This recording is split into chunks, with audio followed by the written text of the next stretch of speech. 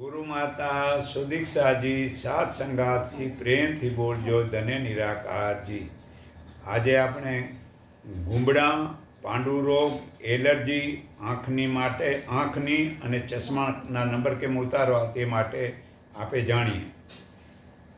તો સૌથી પહેલાં ગુંબડા, પરવું થવું વગેરે તો આ લિપ્ત ગ્રંથિ આ જોઈ લો, જો આ 16 નંબર આ અહીંયા આવ્યો, આ કાંડાની આ સામેના બાજુમાં આ અહીંયા મતલબ સારવાર કરો તો આપણામાં પાછ પરવું કે ચાકો લાગી ગયો હશે તો તરત જ ચામડીમાં રૂંઝ વળશે। ને બિંદુ નંબર 26 ઉપર સારવાર કરો, એ નાભીનું છે। દરરોજ સારવાર કરવાથી આ ગુંબડા નહીં થાય અને થયા હશે તો મટશે। હવે પાંડુરોગ માટે એનિમિયા, પાંડુરોગને એનિમિયા કહેવાય છે। દરેક બિંદુ એક્યુપ્રેશરના દરેક બિંદુની સારવાર કરો એક વખત, અને ખાસ કરીને બિંદુ નંબર 37 જમણા હાથના આ ભાગમાં આવ્યો, જમણા જ હાથને જમણા પગમાં, એ ડાબા હાથમાં ન હોય, બરોળ બનાવવાનું, તેને 3 વખત સારવાર કરો। હથેળીમાં તથા પગના તળિયામાં બધા તળિયાની સારવાર કરો।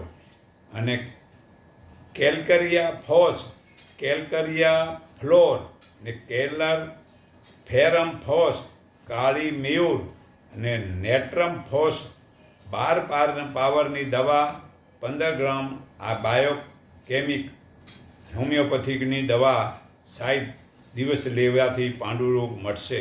તથા સોના, ચાંદી, ત્રાંબા જડિત પાણી પીવું તથા લીલો રસ પીવો। બીજું કે એલર્જી માટે બિંદુ નંબર 21 જોઈ લો, આ જમણા હાથમાં અને જમણા પગમાં જ હોય, એ ડાબા હાથમાં ન હોય, એ ઉપર સારવાર કરો અને કેલ્શિયમ લેવું અને કેલ્કરિયા ફોર્સ 12 પાવરની દવા 8 ગોળી દિવસમાં 2 વખત ખાવી। હવે આંખની ફરિયાદ માટે આંખમાંથી પાણી પડતું હોય, આંખ લાલ થઈ હોય, આંખ દુખતી વગેરે આંખની કોઈ પણ ફરિયાદમાં બિંદુ નંબર 35 ઉપર સારવાર કરો। 35 આ અહીંયા આવ્યા, આ આંગળીઓ ઉપર આ એક્યુપ્રેશરની સારવાર કરો। આંખ ઉપર આ આંખના મતલબ ડોળાની ફરતે ચશ્મા ઉતારીને આ હાડકાની ધાર ઉપર આમ કુંગરા મળશે, એ કુંગરાને મતલબ કે છેજણ દબાવો અને આંખ ઉપર ઠંડા દૂધના પોતા મૂકવા કે આંખમાં કોથમરીના રસના ટીપા નાખવા અને ગાજરનો રસ વધુ પીવો અથવા ગાજર પીવા।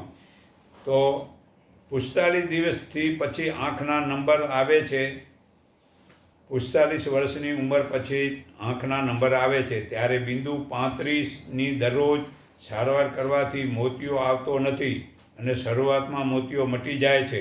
મોતિયાને કારણે આવતો અંધાપો રોકી શકાય છે। આ પ્રમાણે સારવાર કરવાથી ઝામર પણ ઓપરેશન વગર મટી જાય છે। આંખની ફરિયાદ માટે મગજ અને આંખને જોડેતી ઓપ્ટિક નર્સના સંચાલન પિતૃટી ગ્રંથિ કરે છે।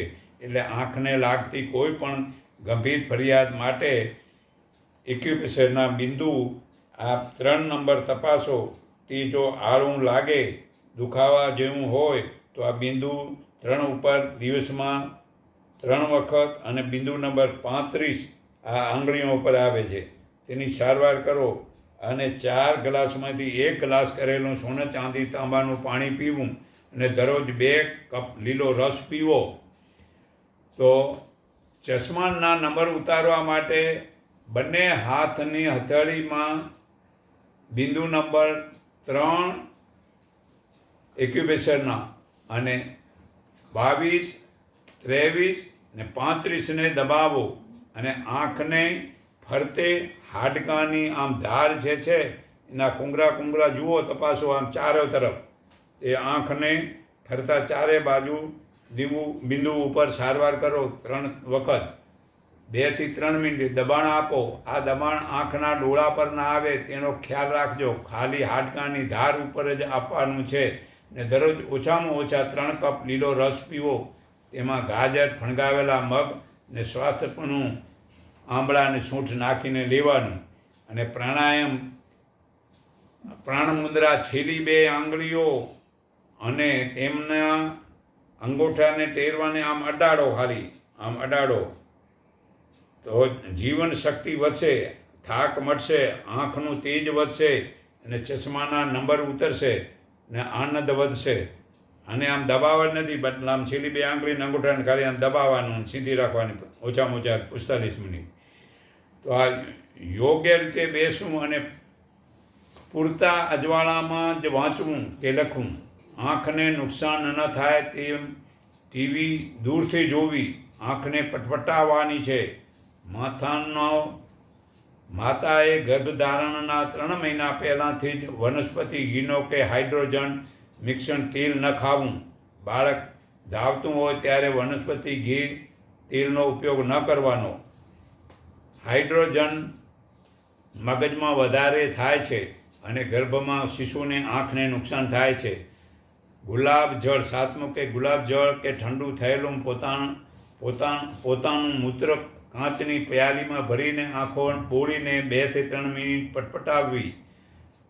8મું, સૂર્ય ઉગે ત્યારે 60 મિનિટ, સૂર્ય આથમે પહેલાં 45 મિનિટ સૂર્યકિરણ આંખમાં 5 થી 6 મિનિટ સીધા આંખમાં લેવા.